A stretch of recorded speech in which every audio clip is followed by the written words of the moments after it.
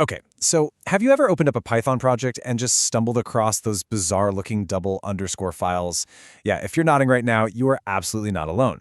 That specific file causes a ton of confusion, honestly, even for developers who write Python literally every single day. So, welcome to this explainer. Today, we're mastering Python packages by fully demystifying the dunder init structure. We're going to look at how it actually works, what it does under the hood, and how it can completely transform a totally messy folder of code into a sleek, professional tool. All right, let's dive right in.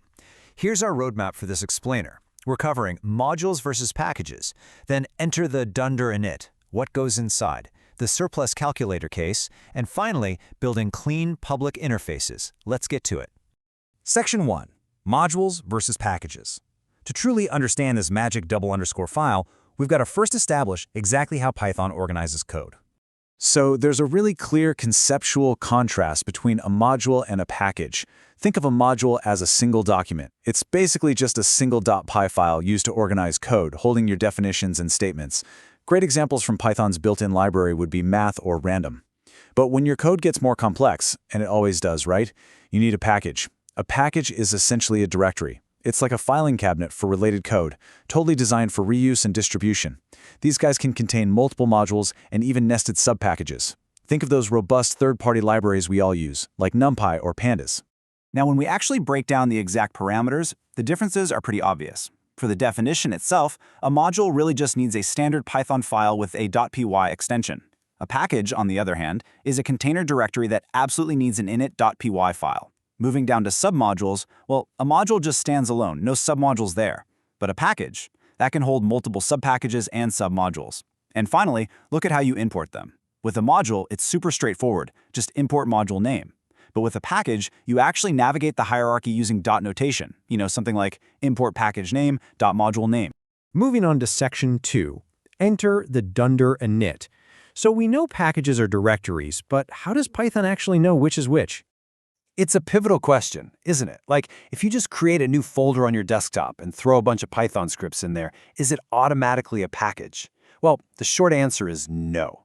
There is a missing ingredient here, a kind of magical artifact that bridges the gap. And here it is. The crucial point is that simply adding this double underscore file, init.py, transforms a totally regular directory hierarchy into a structured, importable, regular package. It literally declares its containing folder as a package to the Python interpreter. Without it, you basically just have a folder full of text files. But with it, you have a really powerful tool for organizing related modules and subpackages. You'll actually hear developers refer to this file with a phrase that sounds kind of like a wizard's spell, dunder magic. And dunder is simply just inside our jargon for double underscore. Because the file starts and ends with two underscores, boom, it's a dunder module. And the real magic here is that this specific module executes automatically the very first time the package is imported, and only the first time. That automatic one-time execution is exactly what gives it its unique power.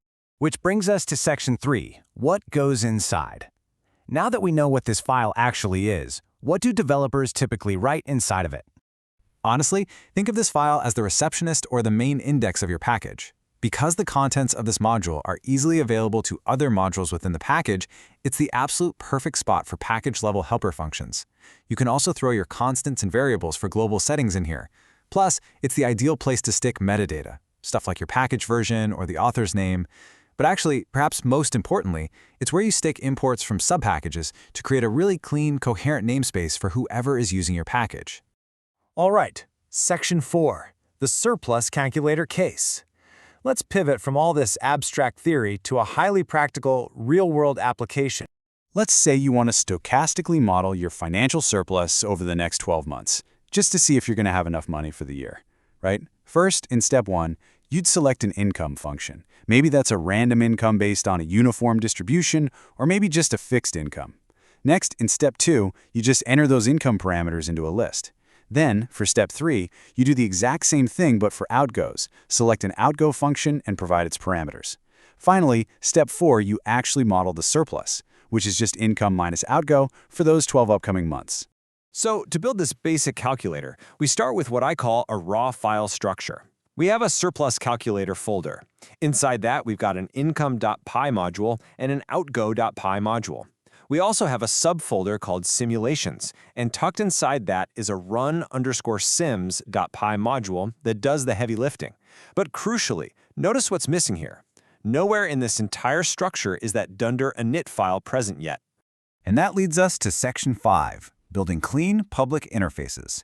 Let's see how our magical dunder file resolves the sheer chaos of a disorganized codebase. Just imagine the headache of trying to use this calculator without the dunder init file. The person using your package is basically forced to memorize your completely complex internal directory structure just to get their imports right.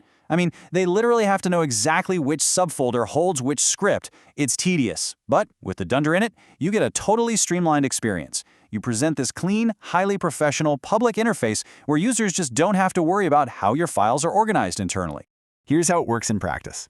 By centralizing your key imports right inside the dunder init file, you create a beautiful, coherent top-level namespace. Since this magic file executes immediately the exact moment the package is imported, you can just route the functions from income, outgo, and run_sims straight through that init file. The contents become super easily available to your package users right at the top level. It completely hides that messy internal directory structure from view. So the very next time you're staring down a sprawling directory of Python files, you're going to know exactly what to do. The real question is, are you ready to use a little dunder magic to bring some serious order to your next Python codebase?